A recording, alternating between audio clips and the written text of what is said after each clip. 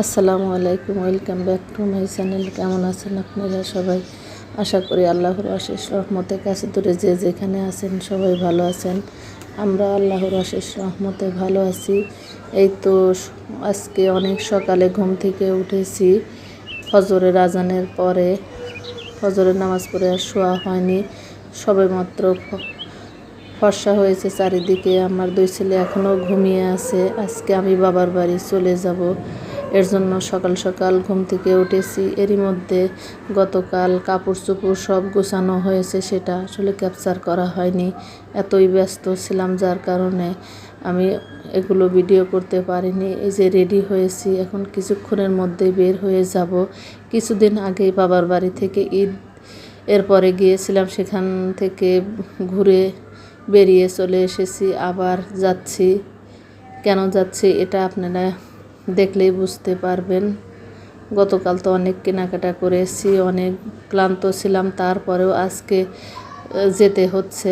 Emergency কারণেই আমরা চলে যাচ্ছি। এই তো বের হয়েছি, আল্লাহর নাম নিয়ে রওনা দিয়ে দিলাম। বাবার বাড়ি যাওয়ার সময় প্রতিটা মুহূর্তই আনন্দের থাকে, আসার সময় মনটা খারাপ থাকে।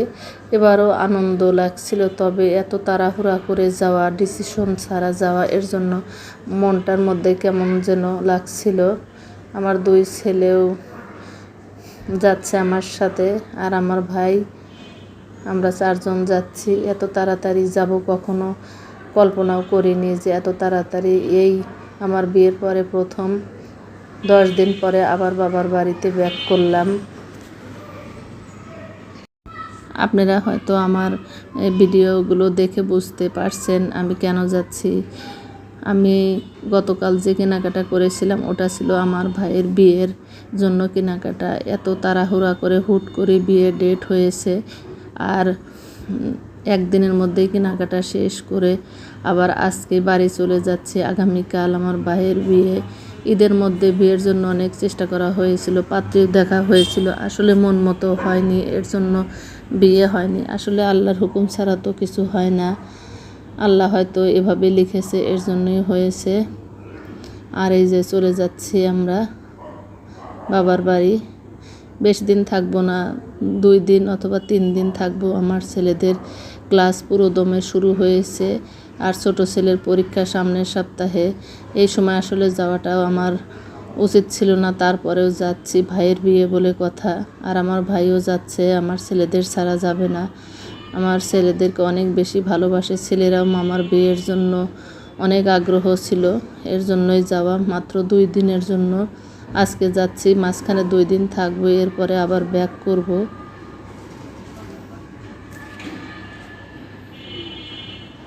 ইচ্ছা ছিল ভাইয়ের বিয়ে সময় নিয়ে হবে, কিন্তু এত তাড়াহুড়া করে যে বিয়ের ডেট হলো এটা আসলে আমাদের কল্পনার বাইরে ছিল। ঈদের মধ্যে অনেক সময় ছিল হাতে, তারপরেও ওই যে বললাম যে সব কিছু আল্লাহর ইচ্ছা।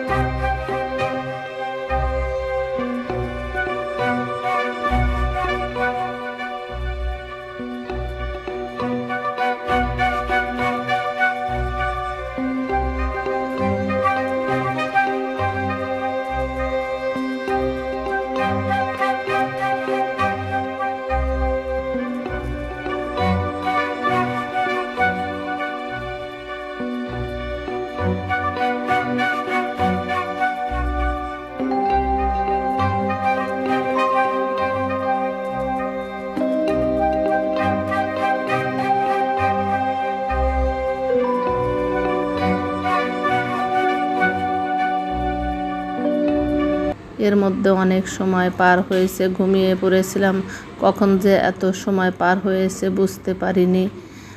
অলরেডি আমরা এই যে যমুনা সেতুর উপরে আছি। এরপর ফুড ভিলেজে চলে এসেছি। আমার ছেলেদেরকে সকালে তো এরকম নাস্তা করানো হয়নি, আর আমি যখন আসি তখন সকালবেলা আসলে নাস্তার ঝামেলায় যেতে চাই না, দেরি হয়ে যাবে, এর জন্য সব কিছু গোছগাছ করতে দেরি হয়, যার কারণে সকালবেলা এমনিতেই আসি। আর ছেলেদেরকে এই যে ফুড ভিলেজে নাস্তা করানো হয়, এখানে হালকা পাতলা নাস্তা করবে। তারপর আবার যাব। ফুড ভিলেজ থেকে আমাদের বাড়িতে যেতে বেশ একটা সময় লাগে না, তারপরেও এখানে নাস্তা করানো হয়।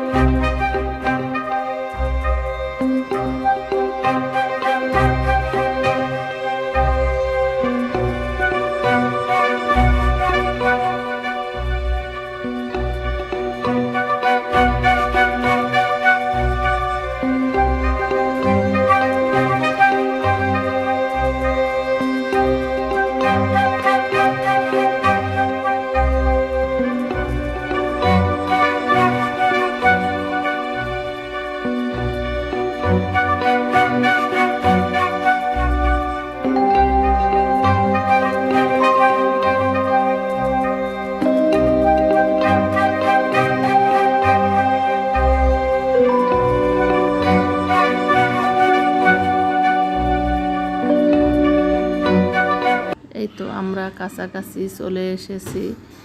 কিছুক্ষণ পরেই আমরা নেমে পড়ব। এরপর আবার সিএনজিতে করে আমার বাবার বাড়ি যাব। এখান থেকে প্রায় আধা ঘন্টা লাগবে আমাদের বাড়িতে পৌঁছাতে। এই তো এই যে সিএনজিতে করে আমরা যাচ্ছি। বাস থেকে নেমে সিএনজিতে করে যেতে হয়।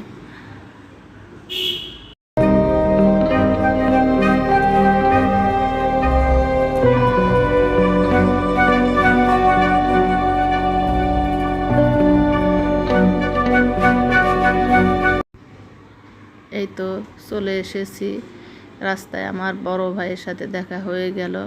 সবাই আমরা একসাথেই বাড়িতে চলে আসলাম। আল্লাহর অশেষ রহমতে আমরা ভালোভাবেই চলে এসেছি। রাস্তায় কোনো ঝামেলা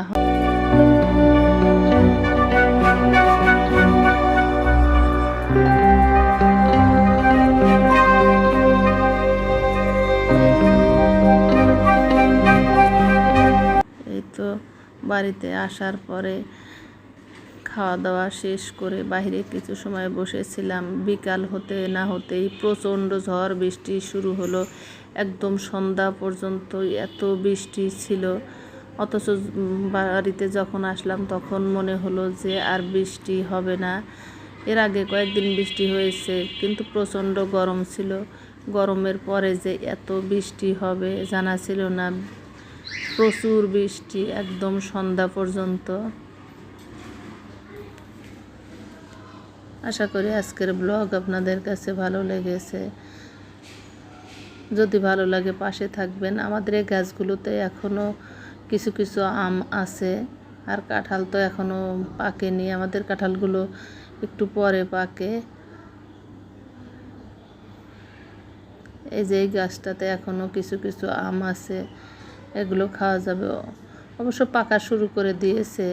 গুটি আম যেগুলো, সেগুলো তো আগেই শেষ হয়েছে।